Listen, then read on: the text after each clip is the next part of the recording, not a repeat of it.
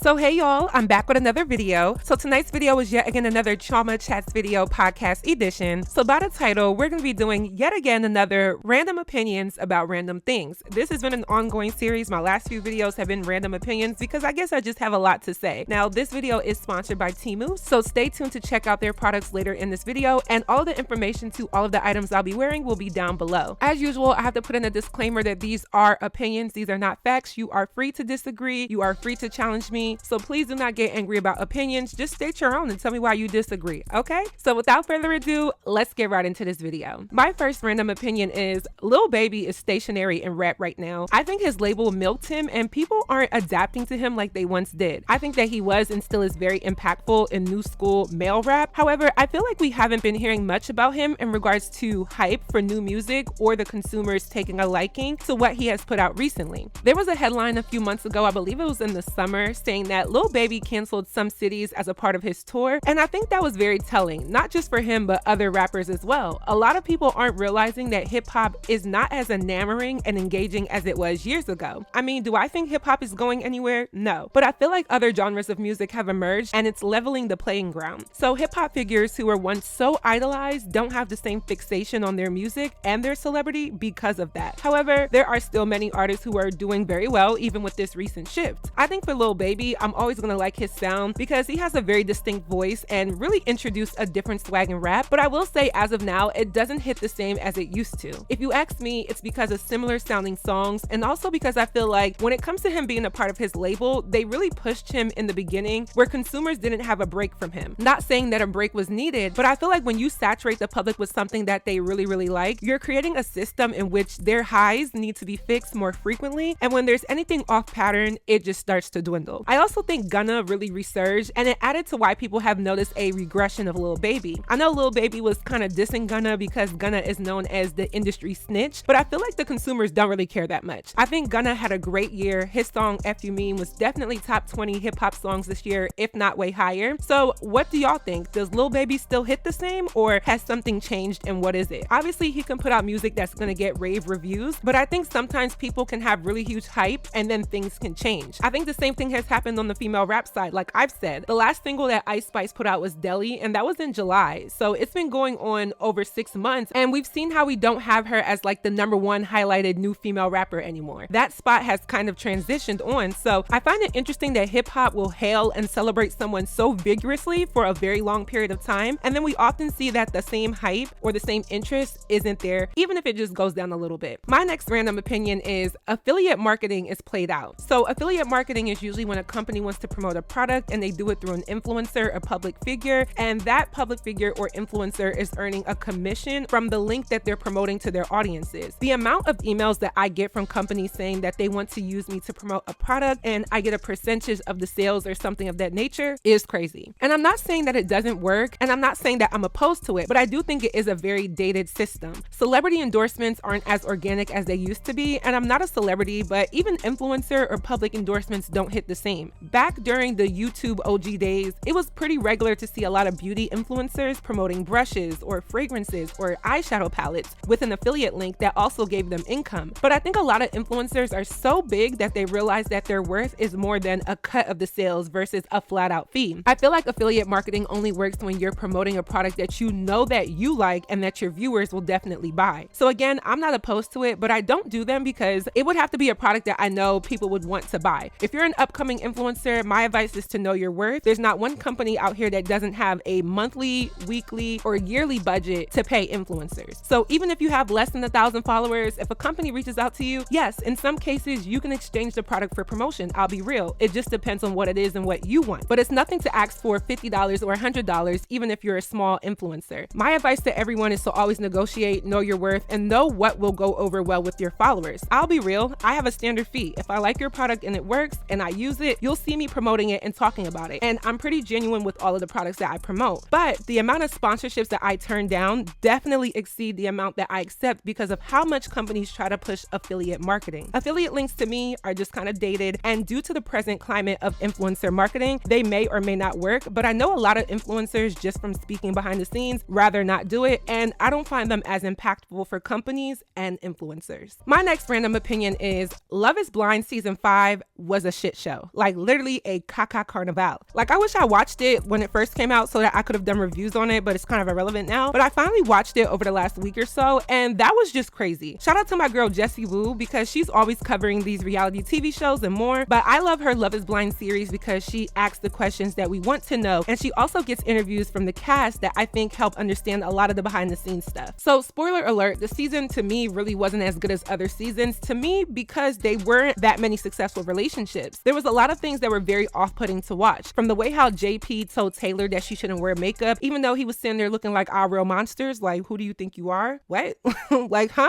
Then the way how Uche berated Aaliyah about infidelity, even though him and Lydia were in a relationship for 2.5 years and he lied about it. And then, as always, the lack of black love that was showcased and the amount of black women who were on the show who didn't even have any connections that were broadcasted. I saw some people saying that it was the best season in terms of drama and nonsense, probably so, but in terms of the content itself and the premise of the show, to me it didn't hit the mark. The only married couple was Lydia and Milton, and I just really don't see it. I feel like Lydia was trying to do anything to walk out of there married, and seeing how she treated Aaliyah, I'm just not a fan. I also want to add that I really was not a fan of Stacey. I thought Stacey was mean, and I hated her laugh. Like, ugh, every single time she laughed, I'm like, what is that? But I do think Stacey was right in not choosing Izzy because Izzy was not on her level. Like, it wasn't about the materialism to me. She definitely did come off materialistic because of the way how she said things, but I think the premise of what she was saying was fair. She had a house, she has all of these things going for her. Izzy was a downgrade. Izzy didn't even have a job, and apparently they found Izzy on some type of dating website when they casted him. So no, I'm sorry, but no. I also didn't like the reunion. I felt like they were trying to downplay Aaliyah's emotions, and she was the one who was done the worst on the show, so it didn't make any sense to me how they were talking to her. As for Uche, very typical Nigerian man stuff. The thing about Nigerian guys, right? Yep, they'll sweep you off your feet, they'll spend money on you, they'll make you feel as though you're with a great provider who is educated and has structure, but oftentimes it does come with a catch. Now, not every time, okay? Let me not down talk them, but oftentimes, okay? The last line of my song Rich Auntie was, these Niger men be Baja men who let them dogs out. Meaning these Niger guys are dogs though, okay? Who let them dogs out? Because sometimes they be acting like that. Also, I wasn't here for how Uche spoke to Miriam, the other Nigerian girl. Like, the way how he was going in on her, and then when he talked to the other women who were not black women, he didn't have the same energy. I'm just tired of Love is Blind playing in black women's faces. I just don't understand why they don't make a show that is Love is Blind black version. I mean, don't call it Love is Blind black. That's stupid. But come on, the amount of engagement and people tuning into a show that covers that demographic would probably help the franchise. Season 6 is dropping on Valentine's Day 2024. I'll be watching, but honestly, if there's any of the same complaints that there have been in the previous seasons, Love is Blind is going to start tanking if they don't start adapting. So let's take a little break, okay, a little breather. Make sure you guys write down your comments, and let's introduce today's video sponsor, which is Temu. Today's video is sponsored by Temu. If you haven't heard of Temu, you should definitely check them out. You won't believe all of their different varieties and the savings that they offer. I recently got a lot of things from Temu, and they're actually beyond my expectations, especially for the clothes and the fashion that I picked out. So before today's fashion haul, do not forget to download the Temu app through my link in the description box down below and search my code DKB5379, that is my personal code, to get a $100 coupon bundle.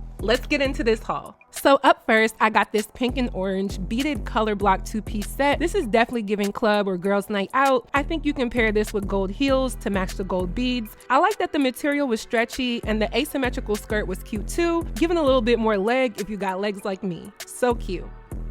Next, I got this striped print bodycon dress. It's a long sleeve maxi dress in this blue and green color. I have this dress in other colors, and I think it's something you can dress up and down, which makes it a staple piece. Mine was a little bit big because I just lost a lot of weight, but I think this is a versatile dress that is casual, but can definitely go with a more dressy look as well. Next up, I got this cropped cami top and jogger pants 2-piece set. Y'all are gonna see that I love 2-piece sets. This one's in the color gray, which I think is the best color to wear for loungewear. It literally goes with everything. Mine was a little bit baggy, but this made it super comfortable. It's a quilted pattern and you can switch out the pieces for other loungewear items. Definitely perfect for a chill day. The next item I received was a geometric print bodycon 2-piece set, another set. This is definitely a nighttime outfit, dare to say date night outfit if you're like me and you prefer sets over dresses. This material was super stretchy with a textured feel. I like the turtleneck aspect, and it was also high-waisted, and you can definitely color block this with any color pair of heels that you have. Next up, we have a little 2-for-1. First, I had these plaid print high-waist pants, and I paired it with this embroidered crop top. It says a little bit spoiled, which is so cute and so Y2K. I wasn't really pairing these intentionally, but I do think they could work together with some styling, heels or boots that match the color of the words, and then a jacket or coat to throw over the fit. Both items can be paired with a lot of different things. Next, I got a floral print 2-piece set in this royal blue color. It's satin and sleek, and this was my favorite piece. My Sheba says hi, and I promise y'all he is a happy spoiled dog. You gotta dress this one up. I'm 5'10", it was still kind of tall girl friendly, but you know how it is. The pants are high-waisted, and although you can go casual with it, I can see nude or clear heels, and the look is complete. The next item I received was this sexy one-shoulder cutout bodycon dress. You already know this is a going out dress. The red color is definitely screaming date night, or hell, take yourself on a date night. My favorite part was the corset because it can shape you up, and I like the ruched material as well. I actually never wear red, so this dress is an excuse for me to start. Next up, I got yet again another 2-piece set. I told y'all they're my favorite. This is a casual workout 2-piece set in my favorite color, pink. Now, I don't really have hips. I'm more of a shelf booty type of girl, so these would ride up if I worked out in them, but I definitely would wear this to lounge around my house or anytime I'm just chilling. If you need something that'll make the cakes cake, definitely grab this set, y'all.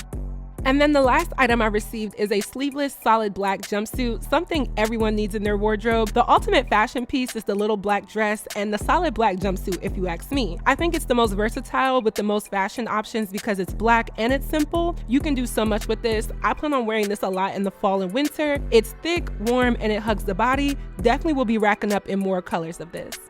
So these are all of the items that I received from Temu. I got some basic fashion items that I can add to my wardrobe to dress up and dress down. Let me know what y'all favorite look is or how you would pair any of these items. If you're interested in any of the items, then download the Temu app through my link or code, which is DKB5379. All of this info is in the description box down below. You can also get a $100 coupon bundle, and it is an $100 coupon bundle, not an $100 coupon, but with the low cost items on Temu, you'll be able to find a lot of great deals and items. Thank you to Temu for sponsoring this video. My next random opinion is we don't want Euphoria anymore, okay? Like, go ahead and cancel it. Nobody's waiting until infinity and beyond to watch this show. There's been several cast members that have either passed away or aren't going to be on the show moving forward. And of course, the writer's strike played a huge part in why we haven't seen a new season. But I also feel like there's not much they can do to conclude the storyline based off of the last season. I really want to get into film and movie and TV show reviews, but I'm not sure if I should do it on this channel or make a separate channel. But I feel like the best way for them to finish this series is to make a long movie to end the show. I don't know if I can sit through another season of Euphoria knowing that there's going to be way too many differences based off of what's going on in reality. I really was into the first season. I think the cinematography was very unique and definitely A+, and the storyline was interesting as well. I just feel like at this point, with the way the change of the cast is and the storyline being a little bit scrambled, they can really keep it. My next opinion is America's Next Top Model was very much toxic, and Tyra Banks did perpetuate a lot of stereotypes and demographical judgments, but I think it reflected the time that we were living in then. I know Tyra Banks catches a lot of heat in recent times for the things that have happened on the show when it first aired like 20 years ago, and she has apologized, but I also feel as though that was the society that we lived in that was very phobic, very fat phobic, homophobic, racist, stereotypical. Like, you could make a comedy out of all of those things back in that time and it would pass on television. You could hone in on these things and use them as prejudices, and that was just normal. I did a video on the America's Next Top Model series a few years ago. I'll put it in the description box because it was really good, so y'all check it out. But I also think they're only relevant because we're looking at it in a 2023 lens. And that's a good thing because that shows that we've grown and matured as a society, but it does also show that we've gotten much more sensitive about the things and also much more comfortable about talking about things that affect us. I think a show like America's Next Top Model would actually work today with the original format, but there would just need to be a lot more editing about how the judges perceive the contestants. But I'll be real, the modeling industry is that cutthroat and is that judgmental. Like, let's just be real. And I'll also say that back then, it's not like they were taking girls with a lot of model experience and very industry trained ladies to do the competition. Most of these girls were average everyday girls that you'll see at Walmart or sitting next to you in a college class. So when I look back now, we all enjoyed the show for many reasons. There's a lot of iconic reality TV moments, but I do think that we only judge it harshly now because of the society that we're in presently. I always wanted to do the show. I told myself when I turned 18 I would go out for it, but I think the show was canceled like shortly after I turned 18. I still want there to be another model type show on TV or streaming networks. Hopefully one day somebody can produce a series of my modeling agency, because I'm telling you, all the stuff that I be going through is definitely TV worthy. We would be going viral every week. As entertaining and as riveting as America's Next Top Model was, I do see where it was problematic, but I also do think that it was authentic to the industry and society in the early and mid 2000s. My last random opinion is social media has made birthday celebrations an unnecessary, expensive event. Now, say what you want, but the idea of having an event is more like having a gala or a once-in-a-lifetime experience, and it really doesn't have to be. I don't want to sound like a Debbie Downer hater, because I do think it's fine to celebrate your birthday, and I do think it's more than fine for people to go all out for themselves. However, I think it has changed the standard of how we celebrate ourselves. This goes for birthdays, baby showers, graduations, and even random things that you wouldn't think to celebrate. Now, I do see the plus side,